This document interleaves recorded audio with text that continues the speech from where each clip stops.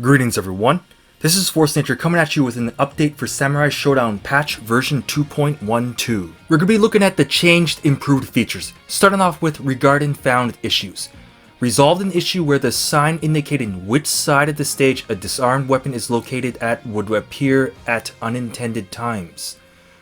Resolved an issue where Cham, the new DLC character for Season 3, could not land attacks normally after performing a specific movement. Resolved an issue where Cham would seemingly warp after performing a specific movement. That sounds pretty awkward. Resolved an issue where opponents wearing retro 3D skins would not glow red, indicating they can be guard crushed, the new feature in Season 3. Actually, while we're on the topic of the new guard crush mechanic, the next section is simply called Regarding the Guard Crush Mechanic. Below offers an expanded view of the mechanics regarding the guard crush system. Opponents will be guard crushed once their eternal guard crush meter reaches 0%. An opponent's internal guard crush meter decreases by a set amount depending on which attack they block. An unarmed opponent's internal guard crush meter will not decrease when they block attacks. Characters will glow red when they are about to be guard crushed, so yeah, that's your big colored signal. Opponents that are glowing red and block either far or near standing heavy slashes will result in them being guard crushed on account of their internal guard crush meter reaching 0. So yes, heavy slashes will be the main way for breaking your opponent's guard when their guard meter is, well, 0. Attacks besides the ones listed above are able to reduce an opponent's internal guard crush meter, but they can never bring it to 0% and thus cannot be used to guard crush. Upon guard crushing an opponent, players have the ability to cancel out of the initial starting heavy slash, including any additional hits it may have, and into a special move, weapon flipping technique, or lightning blade. So basically, the main threat with regards to a guard crush is giving your opponent a free special move. I think you can also do like a small combo off of it. Yeah, to get a free weapon flip or a free lightning blade. If I'm not mistaken, you can also get a free SSM from it. So yes, if a character has their SSM available, then the guard crush becomes incredibly dangerous. Next up, we're going to be taking a look at Regarding 2.12 Resolved Issues.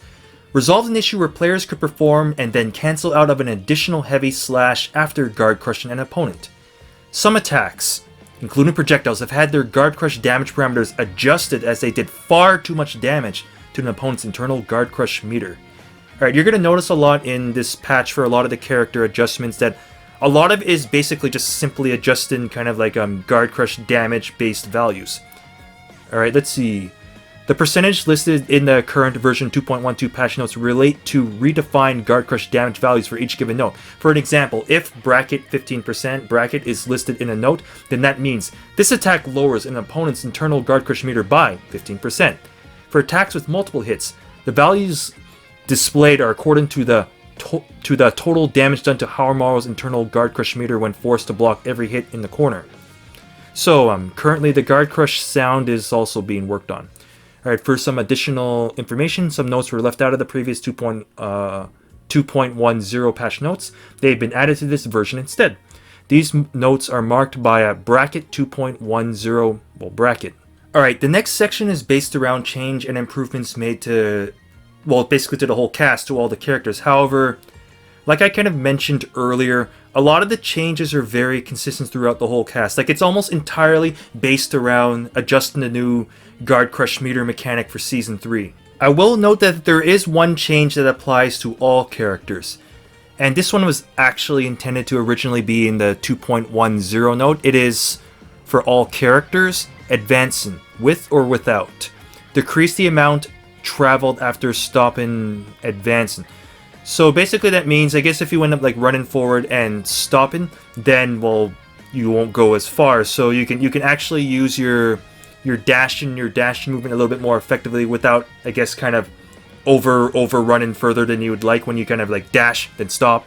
In the interest of brevity, we're only going to be taking a look at one character because, like I ended up implying earlier, the changes throughout the cast is honestly pretty consistent. Like, you'll see right here that get the general idea of what the changes are.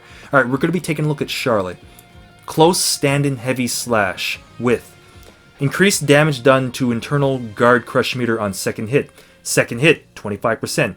Stand-in, hold-in, forward kick without. So this is basically her 60 or 6k. No longer downs when opponent is hit in air. Ah, why can't my favorite low attack down someone when they're hit in midair? That's a shame. Jump in heavy slash with adjusted damage done to internal guard crush meter, 20%. Advance in heavy slash with increased damage done to internal guard crush meter for second hit, 10%. Advance in kick without adjusted damage done to internal guard crush meter, 5%.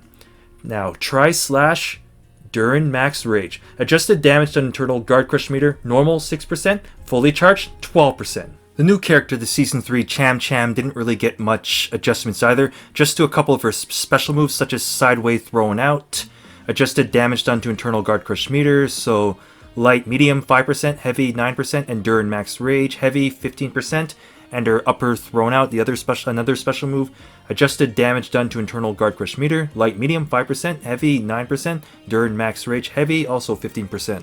Now let me ask you, what do you think of the guard crush mechanic in Samurai Shodown? Do you like it? Do you dislike it? Do you think it's overpowered? Do you think it's balanced just right? Let me know what you think in the comments down below.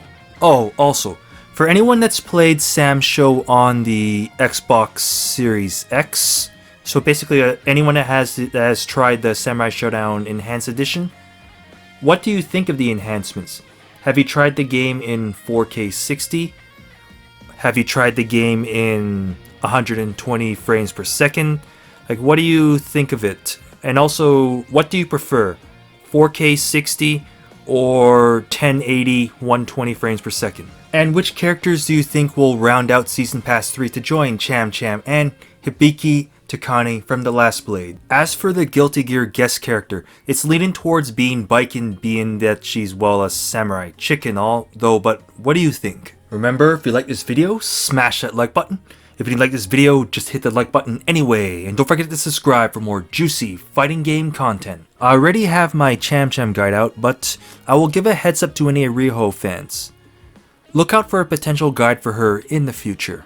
This video is endorsed by Smart Esports and Trollcoin, and I'd also like to take this moment to thank my premium top tier fighters for their continuous support, which I always do appreciate.